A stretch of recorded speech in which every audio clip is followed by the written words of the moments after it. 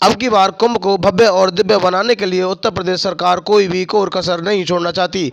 इसीलिए धर्मनगरी वृंदावन में कुंभ पूर्व वैष्णव बैठक का आयोजन किया गया, जिसमें उत्तर प्रदेश के मुख्यमंत्री योगी आदित्यनाथ शामिल हुए। वहीं उनके साथ प्रदेश के ऊर्जा मंत्री और पशुपालक मंत्री लक्ष्मीनारायण चौधरी के साथ साथ सांसद हेमा मालिनी तथा अन्य भाजपा के नेता शामिल हुए। इस दौरान सभी ने मंच पर एक साथ कुंभ को भव्य और दिव्य बनाए जाने की बात कही। वहीं इस दौरान कुंभ स्थल पर दूर दूर से आए सांस्कृतिक कलाकारों ने अपनी कलाओं से लोगों का मन मोह लिया और जगह जगह से आए इन कलाकारों ने तरह तरह से अपनी प्रतिभा तथा अपनी संस्कृति को सबके सामने रखा और दिखाया कि देश ही नहीं विदेशों में भी भारत की और मथुरा की ब्रज की संस्कृति को अलग नज़र से देखा जाता है। वहीं इस दौरान योगी आदित्यनाथ ने कुंभ की चर्चा के लिए वृंदावन के टीएफसी स्थल पर संतों के साथ एक बैठक की, जिसमें कुंभ के ऊपर चर्चा की। वहीं सभी से इस कुंभ को भव्य और दिव्य बनाए जाने के लिए सलाह ली तथा लोगों से चर्चा करते हुए यह कहा कि इस भव्य और दिव्य कुंभ को देश ही नहीं दुनिया में भी अलग पहचान दिलानी है। जिस तरह से प्रयागराज में कुंभ को अलग पहचान दिलाई गई तथा वहां पर स्वच्छता और उसके साथ साथ अन्य व्यवस्थाओं को लेकर जिस तरह से देश नहीं दुनिया में एक अलग कुंभ की तस्वीर देखने को मिली, उसी तरह से इस कुंभ को भी अलग नज़ारा देखने के साथ साथ अलग और दुनिया में प्रसिद्धि दिलानी है। वहीं कुंभ स्थल पर आयोजित सभा में उत्तर प्रदेश के मुख्यमंत्री योगी आदित्यनाथ ने जहां कुंभ को भव्य बनाने की बात कही, वहीं व्रत क्षेत्र को देश ही नहीं विदेशों में भी उत्तम स्थान दिलाने की बात कही। इस दौरान उन्होंने ब्रज क्षेत्र तथा मथुरा वृंदावन के लिए 411 करोड़ की परियोजनाओं का शिलान्यास और लोकार्पण भी किया। इसी के साथ साथ यहां पर आए हुए संतों ने भी उनसे यह मांग की कि मथुरा को धर्मस्थली घोषित किया जाए और यहां पर मांस तथा मदिरा की पूर्णतः बंदी की जाए। इसी के बाद मुख्यमंत्री ने मां यमुना के घाट देवरा बाबा घाट पर आरती तथा पूजन कर मां यमुना के देवरा बाबा घाट का उद्घाटन किया। बैठक में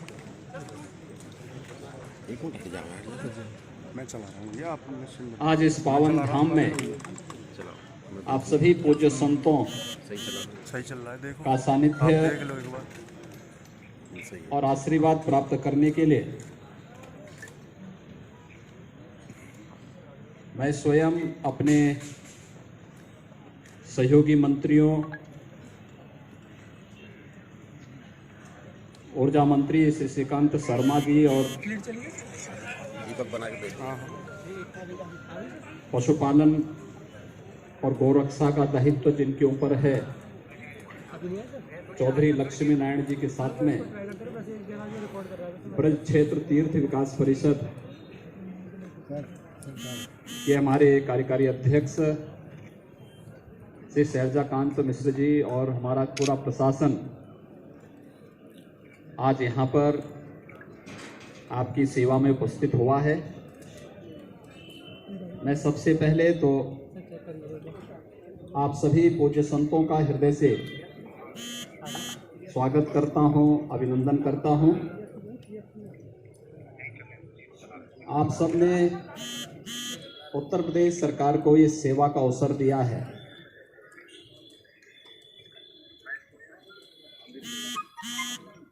तीन वर्ष पूर्व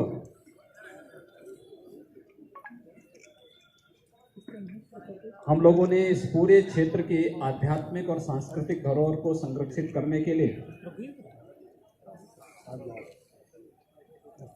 आधुनिक विकास की योजनाओं को यहाँ पर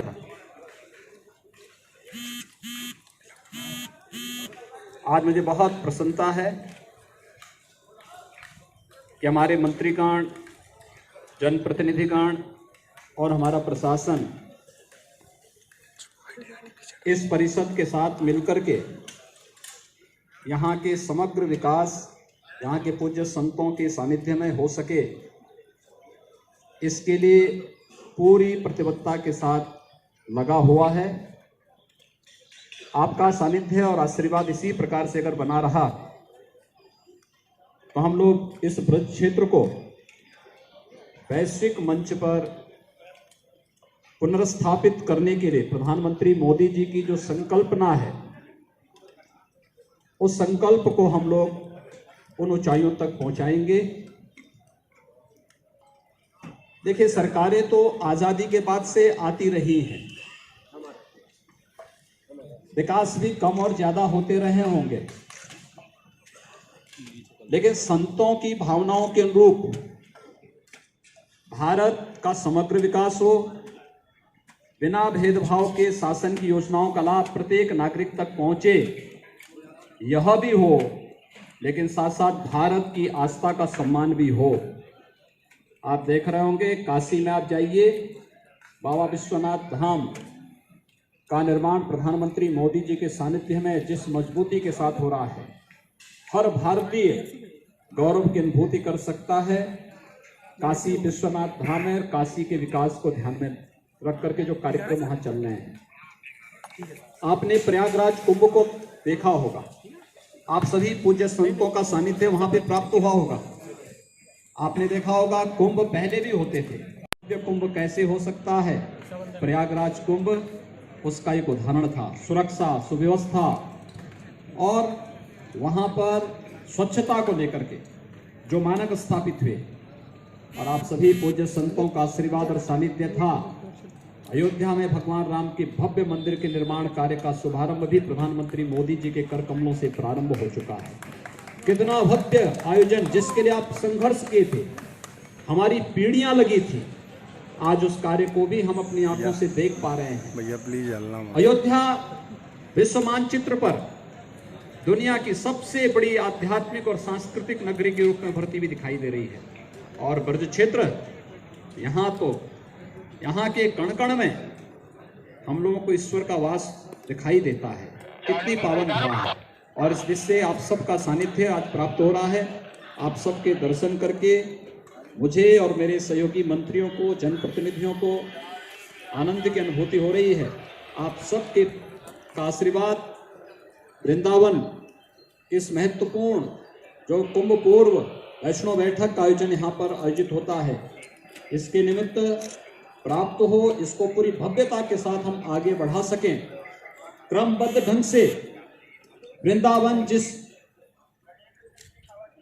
सम्मान का हकदार है, वह सम्मान वृंदावन को और इस पूरे तीर्थ क्षेत्र को प्राप्त हो, इस दृष्टि से आपका सानिध्य निरंतर बना रहे, इस विश्वास के साथ मैं आज के इस अवसर पर एक बार फिर से आप सभी पूज्य संतों का हृदय से अभिनंदन करता हूं, स्वागत करता हूं। राधे राधे।